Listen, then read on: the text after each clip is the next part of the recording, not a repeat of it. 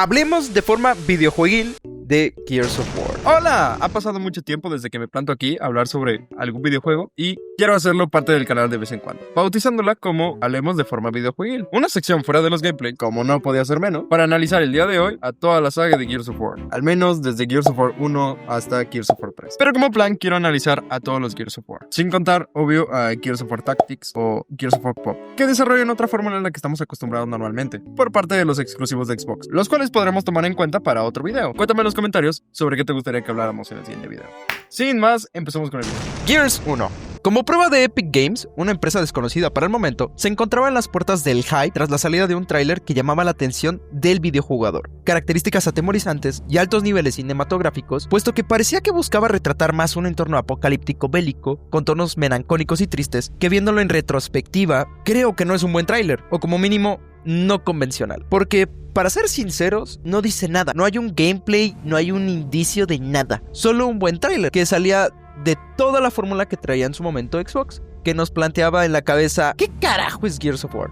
Así empieza la aventura, como tal vez uno de los mejores trailers de los videojuegos. Gears of War 1, si ya viste el short que tengo sobre Gears of War, muy probablemente ya sabrás mi opinión acerca del juego. Si no es así, bueno, aquí vamos de nuevo. Tras su salida en 2006, Gears of War era totalmente diferente a todos los juegos shooters del momento. La narrativa del primer Gears nos sumerge en un mundo devastado por la guerra contra los Locust. La historia de Marcus Phoenix, Dominic Santiago y el Escuadrón Delta tiene momentos de impacto emocional, con un toque sarcástico y cómico, uniendo comedia con tragedia, como pocos juegos recuerdo que lo hayan hecho también. Pero tal vez por la poca experiencia que tenía Epic Games en su momento, recordaba mejor los momentos de impacto de la saga. Tan solo en el primer acto mueren dos de los compañeros a los cuales la comunidad le tiene más cariño, Jim y Anthony Carmine, pero realmente no sé muy bien por qué, si su responsabilidad es mínima, de ser un soldado sin comentarios que afecte tanto al ambiente como a la historia. Para darle el mando el pelotón a Marcus muy rápidamente, sin cuestionar que este tipo acaba de salir de la cárcel hace media hora del juego. Aún así, la historia me parece profunda y sin demasiados huecos,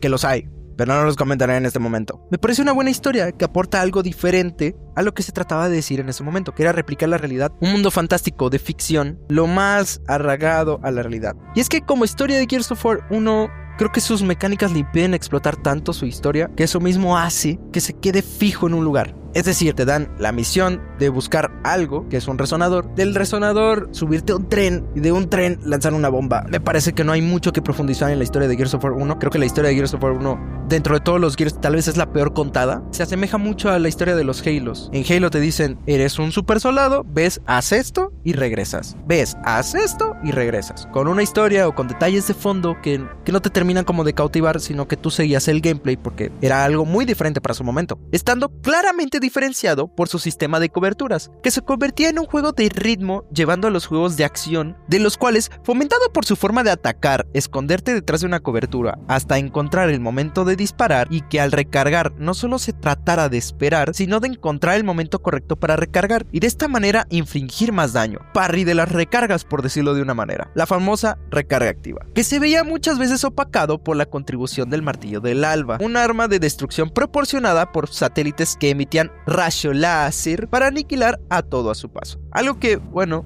estaba bien, pero que se utilizaba tanto como mecánica que no es tan entrañable. De esta manera, Gears encontraba su sello característico, puesto que por la forma lenta de moverte, las recargas lentas y la forma de pensar en el entorno, lo convertían en un juego lento y tosco, pero que enamoraría a gran parte del público por su frescura en el ámbito, en donde el cooperativo tomaría un protagonismo más allá de solo controlar a otro jugador, como en Halo, sino que te mostraba otras partes del mapa jugables, que te hacía tomar decisiones intrascendentes, entre comillas, que provocaban una separación del grupo para así ayudar a tus compañeros desde una posición más alta o con un combate más directo. De esta forma, convertía al cooperativo en una forma más táctica y comunicativa de lo que era lo normal, haciendo entre tu amigo y tú un pelotón mismo. Y es que, a su vez, se contradecía en su forma de contar su historia, ya que tomaba su historia dramática, melancólica y suspensiva a una llena de personalidad y carisma, al entregarnos personajes llenos de sarcasmo y sátira. ¡Apaga esa mierda! El cual sería otro punto de inflexión por su inmersión en el público latinoamericano. Y es que es un doblaje tan lleno de cariño que harían que Gears of War se convirtiera en uno de los favoritos por parte de los adolescentes latinos. Aún así, Gears of War no se convertiría en lo que es hasta muy probablemente el 2 o 3, por su falta de mecánicas, enemigos o animaciones que estaban condicionados por ser el primer proyecto grande de Epic Games y la adaptación que había en ese momento a la consola de Xbox 360, que se nota muchísimo jugando el remaster, ya no al original, al remaster. Y es que, como dije en el short, Gears of War 1 le faltaba mucho. Es muy común perderte en el mundo sin un indicador hacia dónde ir, las famosas luces blancas o la pintura amarilla, que anteriormente no estaban tan incorporadas en los videojuegos. Además de su fórmula repetitiva de ir a un lugar, cubrirte y disparar, salir corriendo, la poca variedad de enemigos, además de una IA muy inconsistente y precaria, hacía que Gears of War se sintiera extraño. Para seguirle añadiendo, los vacíos en la historia son tan puto randoms que hasta dan risa, como el hecho de que Marcus es un criminal, casi un desertor del ejército, pero a la media hora de juego es un sargento. Por alguna extraña razón, nunca ascienden al latinoamericano. Y para mí, su punto más flaco es tratar de encajarnos una culpa vacía en personajes igual de vacíos. Y es que no puedes generar una lástima o empatía en un personaje que no dicen más que frases, como lo son "abro una puerta" o "te ayudo". ¿Cómo carajos personajes tan irrelevantes como Kim, Anthony Cartman o hasta el propio villano Ram se convirtieron en personajes importantes? ¿Quién sabe? Puesto que realmente su aparición es mínima y su aporte es tan pobre que no se siente realmente una fuerza que genere un lazo entre el jugador y personajes fuera de los protagonistas. Es vastísima la diferencia entre personajes principales y secundarios o antagonistas, que solo te quedas con ellos 4, al menos al comienzo. Desde aquí se notaba algo que tal vez a Epic le costaría hacer: crear cariño fuera de Marcus, Dom, Cole y Bert, que a mi parecer les costaría 2 juegos entender y que en la actualidad volverían a olvidar. Que para la época podría estar bien, pero que si vuelves a jugar, que es muy difícil de tragar si no eres un fan de la saga, puesto que Gears of War 1 parecía tener un final cerrado, con una misión que en papel resultaba con éxito, resultó ser más bien abierto. Por su parte, dejaba con dudas a más de la mayoría, ya que no dejaba claro hacia dónde dirigir el barco, al menos por nosotros. Pero Epic tenía las cosas bastante planeadas al parecer, con la esperanza de continuar si es que el proyecto salía como se esperaba, y fue totalmente así, convirtiéndose en el juego más vendido del 2006, y de esta manera, 1 año y medio después, se soltaría la bomba. Gears of War 2 era anunciado, y con ello, las dudas sobre si era igual o mejor que el anterior. Y al menos para mí, creo que hace ver a Gears of War como una beta. Cliff Lesinski, diseñador del juego, parecía tener ya en mente que el juego triunfaría. Con millones de expectativas a sus espaldas, no había dudas en el estudio. Debían mejorar y explotar más el concepto del juego. Gears of War 2 fue aún más revolucionario y mucho más explícito en su tráiler. El estudio tomó como sello el hacer un tráiler menos enfocado en mecánicas o gameplay y darle el protagónico a la ambientación, dándonos una idea de dónde se llevaría a cabo el desarrollo de la historia. Esta vez sería bajo tierra. Tras la salida de Gears of War 2, literalmente 2 años después de la primera entrega, a la verga, hasta salieron el mismo puto día, arreglaron muchos problemas. Se presentaba y daba un golpe sobre la mesa para colocarse entre los grandes exclusivos de la empresa verde. Como introducción podemos salir directamente a la historia, o podemos tomar un tutorial más acercado a un puto tutorial. Gracias a Dios, un puto tutorial donde no son cartelitos de texto con las mecánicas fundamentales del juego, que nos lleva de la mano en la historia al de un nuevo personaje que se volvería parte de un meme dentro de la comunidad, que serían los hermanos Carmine. Habíamos visto morir a Anthony anteriormente, uno de los 4 hermanos, y ahora tocaría formar al más pequeño de ellos, Benjamin Carmine. ¡Soldado Ben Carmine, señor! ¡A sus órdenes, señor! Que sería como una analogía a los nuevos jugadores que se unirían a esta saga, como por ejemplo yo, que tal vez sea eso lo que me haga tener tanta conexión en esta entrega con Ben, y que por su parte se convirtiera en mi Carmine favorito. Continuando con el análisis, las mecánicas no parecen cambiar demasiado, pero sí se sienten muy mejoradas y pulidas, agregando mucha más verticalidad al gameplay. Aún así, el movimiento se seguía sintiendo muy tosco y lento, que te decía que no iba a cambiar, al menos no por ahora. En cuestiones de animaciones, es 2008, no le puedo exigir animaciones del carajo, pero sí me gustaría que el FOV del juego no disminuyera al 50% al correr y que tu personaje sea el 40% de la pantalla. La destrucción de la mente es impresionante para la época. Los nuevos Gears of War no tienen ni la mitad de destrucción que tenemos en Gears 2, que es un juego del 2008. Recalco, de Coalition, 2008, papi. Y mira esos muros, mira esos huesos y mira esas partículas. Xbox One S, una generación completa. ¿Cuál es tu puta excusa? Bueno, dejemos eso ahí. Los personajes parecen ahora llevar un trasfondo más profundo que el hecho de renunciar a sus vidas por servir al ejército. Marcus parece ser el único que le ha costado formar y saber cómo encontrarle un lugar en la historia, tomar un rol de soldado fuerte y preocupado por los demás, que es literalmente una calca de John 117, pero con chistes y comentarios cagados, y un 80% más de carisma, que pareciera soltar el protagónico para dárselo a Dom. Dom, como fuente principal de la historia, se ve ampliamente mortificado por la pérdida de su esposa, que ha sido capturada por la Horda Locust, y aún más cuando la encuentra hecha mierda en el centro de la hondonada y tiene que darle fin al sufrimiento de su esposa por cuenta propia, que es un juego del 2008, para que alguien me diga ¡spoilers! ¿Cuál es tu puta excusa también? Barry Cole parecen ser el lado humorístico de la historia, tomando al toro por los cuernos y parándolo en seco, casi diciéndonos, tampoco nos lo vamos a tomar tan en serio, ¿eh? Es justo una calma de tensión en el juego, porque cuando menos te lo esperas, pasan estas cosas. ¡El pelotón verde está en tu casa, perra! ¿Escuchaste eso? ¡Vamos a acabar con ustedes, cabrones de mierda! ¡Tanto que no sabrán ni cómo se llaman! Irán llorando con su reina de pacotilla. ¡Ay, mami! No dejes que nos lastimen estos hombres malos. ¡A la mierda con ustedes! ¡Vamos a acabar con su mamá! Ahí está, una reina silenciada.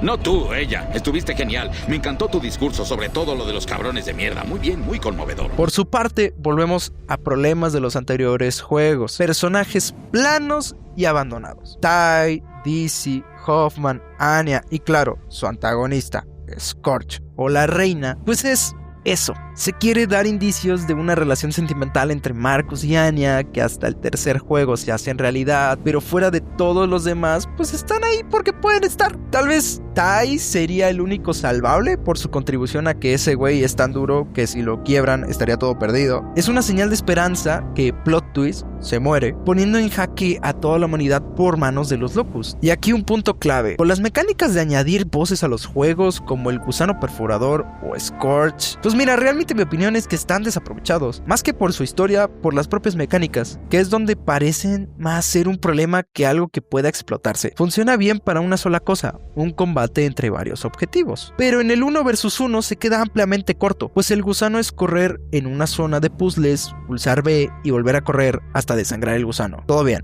puede ser salvable. Scorch es pulsa B, lo cual no tiene sentido, teniendo en cuenta que este tipo está cortando piedra y un maldito tanque con su sierra medieval, para que un tipo de 2 metros con un arma, que es también una sierra, le haga frente sin problemas para terminar esperando esquivar unos pilares. Fin. Para lo que yo creo que fue poco explotado la pelea en Rivers contra Scorch, que es donde realmente es la pelea final, pero que tampoco te dice gran cosa. Al fin y al cabo es un final, supongo, donde si no hay cuerpo, no hay muerto, pero supongo que caer desde un River mutante al piso es suficiente para acabar con un jefe. Los enemigos aumentan en número y en características. Hacen su aparición los Cantus, Flammers y Bloodmouths. Agregan como concepto a los Lambent, locus infectados que explotan por el contacto con el recurso natural parecido al petróleo, llamado emulsión, concepto que utilizarán al final del juego. Y para mí un enemigo que hasta el 5 fue un... que fueron los Sires. Nadie volvió a tocar el tema hasta el 5. Creo que ni Epic sabía muy bien qué hacer con esa parte del juego. Supongo que tenían que justificarlo de juego de terror, pero es una parte demasiado castrante que creo que llega a ser hasta innecesaria. Pues realmente no hay tanto pedo. Si Hoffman mandaba otro pelotón para revisar qué chingados estaba pasando ahí. Así llegamos al final de Gears of War 2, donde al menos a mí ya se me hace largo volver a pasar por la ciudad para llegar hacia el Brumac, que es ahí donde inicia la mejor parte del juego, encima de un puto Brumac destruyendo todo a su paso con la puta decisión de hundir Jacinto, la ciudad más importante del planeta Cera, haciendo explotar al Brumac Lambent con un martillo del alba, haciendo una bomba nuclear en el proceso. De esta manera, llegamos a la última cinemática, terminando con la última esperanza que quedaba de tener el mundo de Cera, tal y como lo conocemos, con un final aún más abierto que dejaba con aún más dudas que respuestas. ¿Qué carajos pasó con Delta? ¿Marcus y Anya se casan? ¿Habrá más Carmines? ¿Ahora dónde se desarrollará el juego? Todas esas preguntas serán respondidas en la continuación, que es de inmediato. Tras 3 años, en 2011, sabríamos qué pasó con nuestros protagonistas. Con un estilo más al de Depredador, ¿cómo carajo consiguieron más músculo con mucha menos comida? Nadie lo sabe, pero supongo que las farmacias siguen abiertas. Con la sensación de un final a la saga, los trailers darían la sospecha de un final trágico para Dom, ya que al inicio del tráiler de Ashes to Ashes de Gears of War 3, veríamos a Dom correr hasta caer, transmitiendo una sensación de cansancio y rendición al ver la silueta de una mujer cargando a su hijo, como si del reflejo de su esposa e hijo se tratara mataran, para que segundos después un dron Locust destruyera las cenizas de lo que le quedaba de fe en Dom. Y es que de esa manera no emplea ninguna resistencia ante la muerte, esperando al final. Estos trailers nos dejaban algo claro: Dom iba a morir. Y con ello, el final de esta saga. Como les comenté antes, a Marcus le costaba mucho cargar con el papel protagónico, al punto de ser Dominic Santiago el encargado de que la historia no se sintiera vacía, como la de un soldado al ir a la guerra sin poner un ápice de remordimiento o cuestionamiento. Dom es un personaje diferente. En un principio fue Marcus, un soldado sin voluntad, pero las prioridades cambian. Santiago ya no es un soldado, es un esposo que busca a su familia y que buscaba echar el tiempo atrás y que sus enemigos pagarán por arrebatarle todo. Que es donde Epic entiende que ya tenía a su protagonista, pero con miedo a dárselo, transforman a Marcus en Dom, por el cariño que ya le tenía la gente a Marcus. De esta manera, Gears of War 3 empieza con la noticia de que su padre está vivo. ¿Te suena de algún otro lado? El inicio de Gears of War 2, pero con tintes diferentes. Dom no tenía asegurado nada, pero se empeñaba en buscar. Aquí a Marcus le dan la esperanza de recuperar lo que un día fue su día a día, un propósito fuera de salvar al mundo. Gears of War 3 entonces no solo representa el cierre de una trilogía, sino también el intento más claro de Epic por responder las preguntas que ellos mismos dejaron abiertas. Desde los primeros minutos, el juego nos lanza a un mundo quebrado, no solo físicamente, sino emocionalmente. La humanidad vive sobre los restos flotantes, literalmente, en restos flotantes, mientras que la amenaza Lambert alcanza su punto más alto, siendo estos enemigos con mucha presencia, opacando por momentos a los Locust, que si lo juegas en locura... Qué dolor de huevos, en serio, Y claro, ¿cómo no mencionar el cambio de atmósfera? Más color, más vegetación, más escenarios abiertos, pero también más tristeza, más palidez. Porque aquí no se trataba de solo ganar una guerra, sino de sobrevivir a las consecuencias de tus decisiones pasadas. Se empieza a cosechar todo lo que hemos pasado en los anteriores juegos. Mecánicamente, Gears of War 3 es probablemente el más completo en la trilogía original, y en donde el multijugador sería clave para la expansión a mucha más gente. El sistema de cobertura se siente más pulido que nunca, mejorando muchísimo la acción de pegarte a los muros al hacerla más rápida, convirtiéndose en el wall bouncing, mecánica que es rebotar entre las paredes como un puto loco y de esta manera esquivar disparos. El arsenal es variado y mejorado gráficamente, y las animaciones, aunque toscas, se sienten más naturales. Introducen armas como el Retrolancer, con un daño estupidísimo para el juego, la escopeta recortada, que es tal vez el punto de inflexión en la comunidad por su daño bastardo, que serían estas dos armas mencionadas anteriormente, catalogadas como armas rotas o para noobs, que facilitan las eliminaciones por su alta diferencia entre las demás. El Digger y el One Shot son armas que diversifican el combate, pero sin romper el balance de lo que ya funcionaba, ya que son armas que spawnean en el mapa, no tanto como elección de personaje como las anteriores mencionadas. Ahora bien, lo que realmente parte el corazón en este juego, lo que realmente marca un antes y un después, es la muerte de Dom. Ese momento, esa cinemática, esa decisión, ese sacrificio. Dom, al ver que ya no hay forma de ganar sin una pérdida real, decide dar su vida para salvar a sus compañeros, y lo que hace de la forma más poética y desgarradora posible, conduciendo un camión cargado de explosivos hacia una horda Lambent, mientras suena Mad World, ese mismo tema que nos acompañó en el tráiler del primer Gears. Estamos volviendo al inicio, el círculo se está completando. En ese instante, Gears of War dejó de ser un shooter con coberturas y músculos. Se convirtió en una historia sobre pérdida, sobre duelo, sobre seguir adelante, cuando todo lo que te queda son cenizas. ¡Marcus! ¡Ha muerto! ¡Ha muerto! ¡No puedes hacer nada! ¡Déjame, maldita sea! ¡Déjame sacarlo!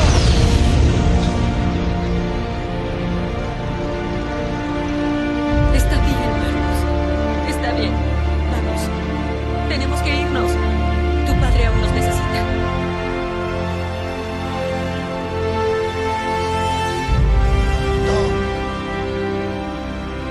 A partir de ahí, Marcus cambia. Lo vemos más callado, más directo.